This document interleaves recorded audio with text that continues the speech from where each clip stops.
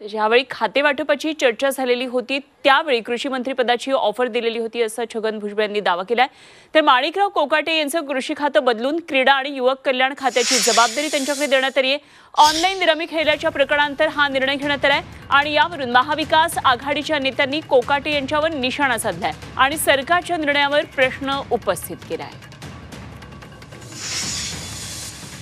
राजीनामा यांना द्यायचा नाही, कारण हे बेशरम आणि लाचार अशा प्रकारचं एक सरकार आहे।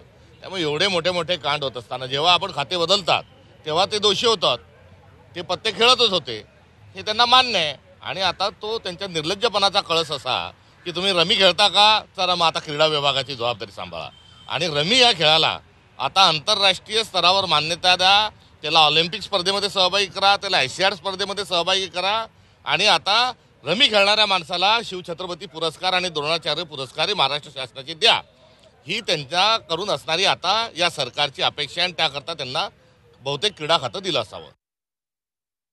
कोकाटेंचं खातं बदललंय म्हणजे पुन्हा त्यांना एक प्रकारे सूटच दिलेली आहे की तुम्ही काही करा। आता कोकाटेंना दिलंय कुठलं खातं? क्रीडा मंत्री। क्रीडा मंत्र्याचा आदर्श घेऊन मुलं क्रीडापटू बनतात। कोकाटेंच्या रमीचा आदर्श घेऊन तुम्ही जुगारी बनवणार आहात का? एक तर क्रीडा म्हणजे मला वाटतं अजूनही रमी हा ऑलिम्पिकमध्ये आलेला नाही आहे की क्रीडा मंत्र्यांचा आदर्श घेऊन तुम्ही अजून काही क्रीडापटू तयार कराल। कोकाटेंना रमी खेळताना म्हणजे ते कदाचित रमीचे एक्सपर्ट असतील, म्हणजे काय ते भविष्यामध्ये महाराष्ट्रासाठी रमीपटू तयार करणार आहेत का? आणि असे रमीपटू तयार करणारे मंत्री महाराष्ट्राला नको आहेत। पुन्हा एकदा एक वेगळं खातं देणं, कॅबिनेट मिनिस्ट्री ठेवणं हे अतिशय चुकीचं आहे। माझी या सरकारकडून जास्त अपेक्षा होत्या।